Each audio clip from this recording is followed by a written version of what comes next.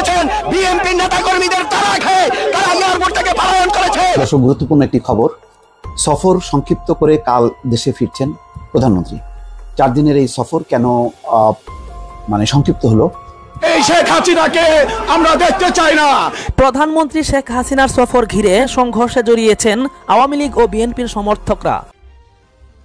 চীন সফর সংক্ষিপ্ত করছেন প্রধানমন্ত্রী। তিনি যখন চীনে গেছেন কথা ছিল 4 দিন সেখানে থাকবেন, একদিন যাবেন একদিন ফিরবেন, মাঝে 2 দিন। এখন জানা গেল 4র্থ দিনটা বাদ দিয়ে তিনি 3য় দিনই দেশে ফিরে আসছেন। তার মানে আজই রাতে তিনি বেইজিং থেকে রওনা হবেন এবং আজ রাতেই ঢাকা ফিরে আসবেন। কেন এটা হচ্ছে? নানান রকম জল্পনা কল্পনা চারদিকে আছে, আমরা আমাদের মতো করে বোঝার চেষ্টা করছি এবং এটা খুব স্বাভাবিক, এটা যৌক্তিকও।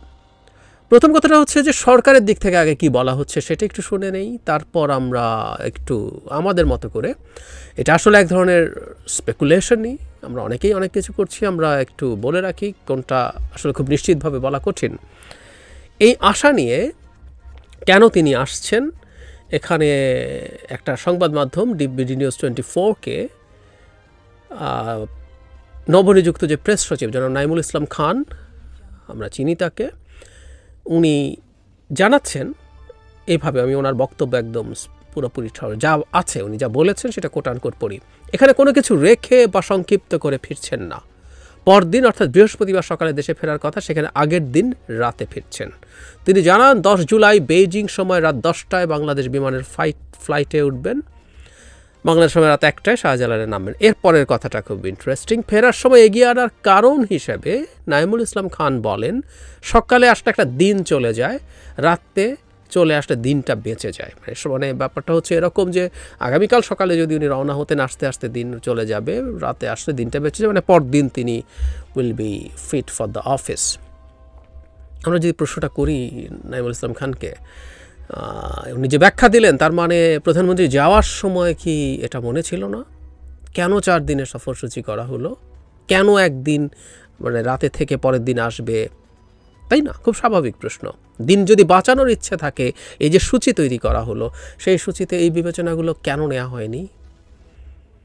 তাহলে কথাটা এই রকম আমরা বলতেই পারি, এবং এই একদিন দেরিতে আসায় খুব বড় সমস্যা হয়ে যাওয়ার কথা না। প্রধানমন্ত্রী দীর্ঘ সময় ব্যক্তিগত সফরে লন্ডনে, ব্রিটেনে ছিলেন, আমেরিকাতে ছিলেন, অনেকবার হয়েছে। তার মানে এই মুহূর্তে ওনার এই সাম আওয়ার্স বাঁচানোর চেষ্টা করার পেছনে কোনো না কোনো কারণ আছে, এটা ফর শিওর, এবং সেটা খুব ছোট কারণ না, বেশ বড় কারণ, এটা আমরা নিশ্চিতভাবে বলতে পারি। এখন কারণটা কি?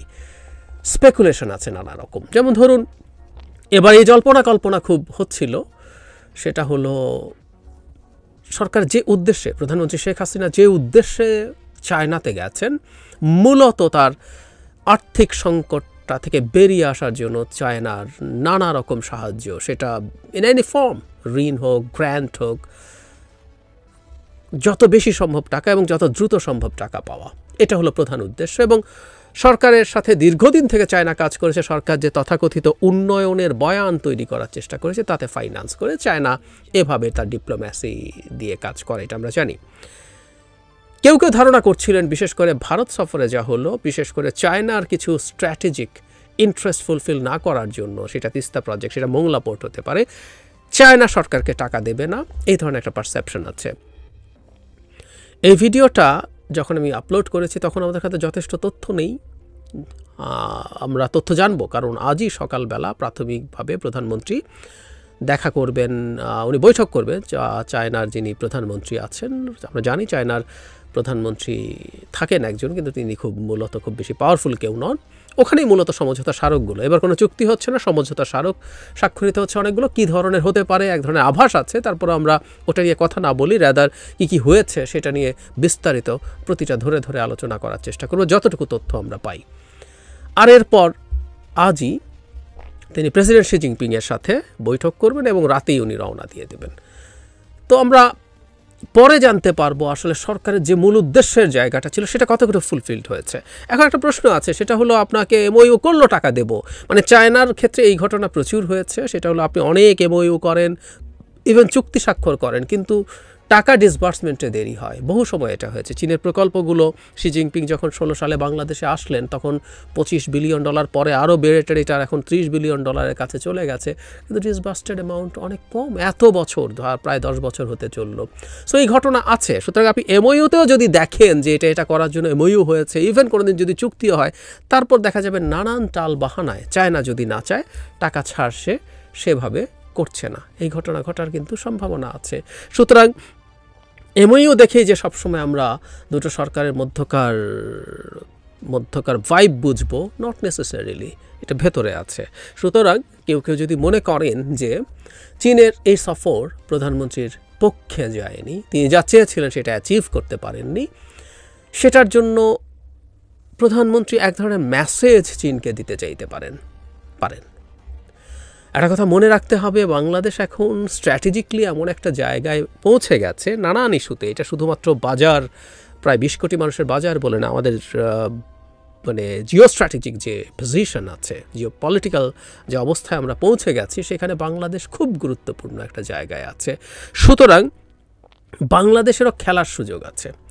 চায়না যদি আপনাকে আপনার পছন্দসইভাবে সাপোর্ট না করে, চায়নার আসলে অনেক কারণ আছে, ওই যে বললাম তার গুরুত্বপূর্ণ চাওয়াগুলো ফুলফিল করছে, উল্টো রেল করিডোর যে এবার দেওয়া হলো ভারতকে ইনডিসক্রিমিনেটলি, এবং বিশেষ করে একটা রুটের কথা আমি বহুবার বলেছি, আপনারা প্রত্যেকে এই রুটটার কথা মনে রাখবেন, দর্শনা চিলাহাটে যে রুট, এটা এক্সক্লুসিভলি, এটা কোনো দূরত্ব কমায় না, এটা এক্সক্লুসিভলি চিকেন নেক বাইপাস করার জন্য, শিলিগুড়ি করিডোর বাইপাস করার জন্য দেওয়া হচ্ছে। তার মানে আপনি চায়না তো বুঝতেই পারছে যে ভবিষ্যতে একটা পটেনশিয়াল ইন্ডিয়া চায়না কনফ্লিক্টে বাংলাদেশ অলরেডি ইন্ডিয়াকে বিরাট সুবিধা দিয়ে দিয়েছে। সো নানা কারণে তার অসন্তোষ আছে, কিন্তু বাংলাদেশকে যদি সে বাংলাদেশের এক্সপেকটেশনের কাছাকাছি কিছু না দেয়, বাংলাদেশ এটা ম্যানিপুলেট করার চেষ্টা করতে পারে। It's a very tough line, কারণ চায়নার সাহায্য না পেলে চলবে না, কিন্তু আপনি চায়নার সাথে আবার কতটুকু আপনি নেগেটিভ মেসেজ দেবেন যে তোমার এটা আমি পছন্দ করিনি, তাই আমি এই ধরনের অবস্থান নিলাম।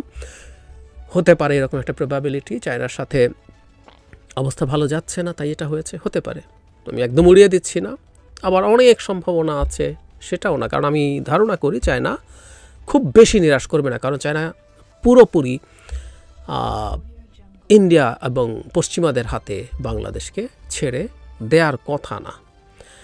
আচ্ছা, এটা একটা প্রবাবিলিটি। আর কি হতে পারে? কখনো কখনো না, মানে বহু সময় আমরা দেখেছি পৃথিবীতে এরকম হয়েছে, যে কোনো দেশের সরকার প্রধান আরেকটা দেশে সফরে গেছেন, যখন সেখানে গুরুত্বপূর্ণ কিছু ঘটে যায়, খুব এমার্জেন্সি কিছু সিচুয়েশন তৈরি হয়, তারা সফর সংক্ষিপ্ত করে ফিরে আসেন, এটাও হয়। তার মানে কি বাংলাদেশে এই মুহূর্তে কোনো এমার্জেন্সি সিচুয়েশন বিরাজ করছে? আমরা অন্তত একটা জিনিস জানি, আজই কোটা সংস্কার আন্দোলনে যারা রাস্তায় আছেন তারা গতকালই ঘোষণা করেছিলেন সারা দেশে বাংলা ব্লকেড এবার সকাল সন্ধ্যা হবে, এবং আমরা খেয়াল করেছি তাদের এই ব্লকেডগুলো মারাত্মক ইম্প্যাক্টফুল হয়েছে, মারাত্মক, এত কার্যকর, মানে আমরা খুব সহসা এই ধরনের ব্লকেড দেখিনি।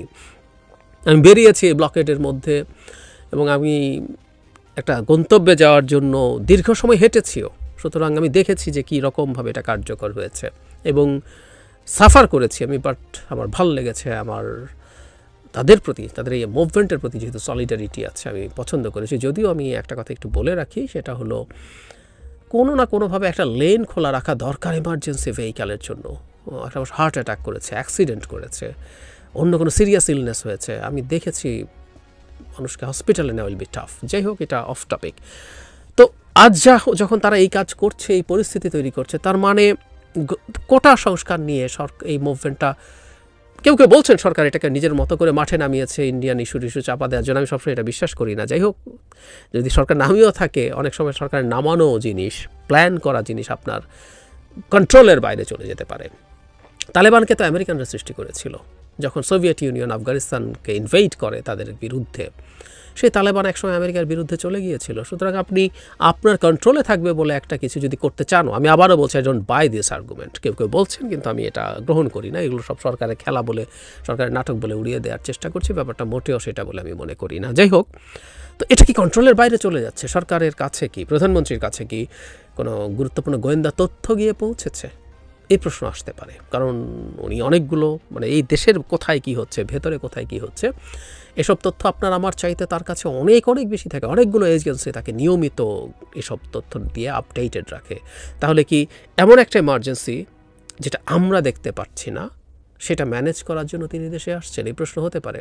এবং এর মধ্যে এমার্জেন্সি দেখার মতো এই কোটা মুভমেন্ট ছাড়া আর খুব বেশি কিছু দেখা যায় না।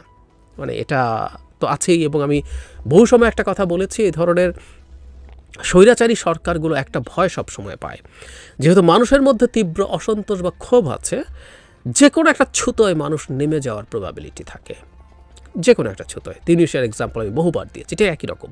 এখানে কোটার নিয়ে মুভমেন্ট হয়েছে, কিন্তু একটা সময় যদি মানুষ রাস্তায় থাকতে থাকে, পলিটিক্যাল পার্টিস তো আছেই, সেটা ছাড়া সাধারণ মানুষ যারা তীব্র অসন্তোষের মধ্যে আছে, ও খেয়ে পরে জীবন ধারণ করতে পারছে না, ভোট দিতে পারছে না, নানান রকম সংকট নিয়ে সে চলছে, এই ঝুঁকিটা কিন্তু থাকে। সুতরাং এটাও আর একটা কারণ হতে পারে তার ফিরে আসার ক্ষেত্রে, যে এই মুভমেন্টটা সরকারের নিয়ন্ত্রণের বাইরে চলে যাবার সম্ভাবনা কিছুটা হলেও হয়তো প্রধানমন্ত্রী দেখছেন। সো এ দুটোই প্রবাবিলিটি হওয়ার সম্ভাবনা আছে। জাস্ট আমার একদিন বাঁচাতে আগে চলে আসবো, যে নাইমুল ইসলাম খান যেটা বলেছেন এটা একেবারে অযৌক্তিক বলে আমি মনে করি। বা কোটা না হোক, দেশের মধ্যে কোনো না কোনো একটা এমার্জেন্সি আছে, এমার্জেন্সি হয়েছে, যেটা ম্যানেজ করতে প্রধানমন্ত্রীকে আসতে হচ্ছে। আর প্রথম যে প্রবাবিলিটিটার কথা বললাম সেটাও একেবারে উড়িয়ে দেওয়ার ব্যাপার নেই। চায়না সফরে যা চাওয়া হয়েছিল সেটা হয়নি, তাই আমি একটু অভিমান দেখালাম। ইন্টারন্যাশনাল পলিটিক্সে অভিমান করে কিছু পাওয়া যাবে তা বলছি না। দেয়ারস আ মেসেজ যে তুমি আমাকে টেকেন ফর গ্রান্টেড নিও না, আমার টাকা লাগবে, তুমি যদি আমাকে যথেষ্ট টাকা দিয়ে সেভ না করো তাহলে আমি দেখব। আবারও বলছি, it's a very thin line. এই লাইনটা কীভাবে মেনটেন করবে, এটার উপর দিয়ে কীভাবে চলবে, সেটা মানে শেখ হাসিনা হোক বা শি জিনপিং হোক। কারণ শি জিনপিংয়ের জন্য যে তুমি আমার কথা শুনছো না, তাই আমি তোমাকে কতটুকু চাপ দেব, কতটুকু চাপ দিলে সে পুরোপুরি চলেও যেতে পারবে না। মানে সে জানেন যে তার টাকা ছাড়া শেখ হাসিনার সরকার টিকে থাকবে না, তাই এই চাপ দিতেই পারেন যাতে এটা ভেঙে যায়। আবার এটা নিয়ে ফেললাম কিন্তু পেরে উঠলাম না, সরকারের টাকা লাগবে, কিন্তু তারপরও সরকার সেটা ছাড়িয়ে সে অন্যদিকে চলে গেল। সো এই টানাপোড়েনের একটা অবস্থান আছে, সেটার কারণেও এটা ঘটে থাকতেও পারে।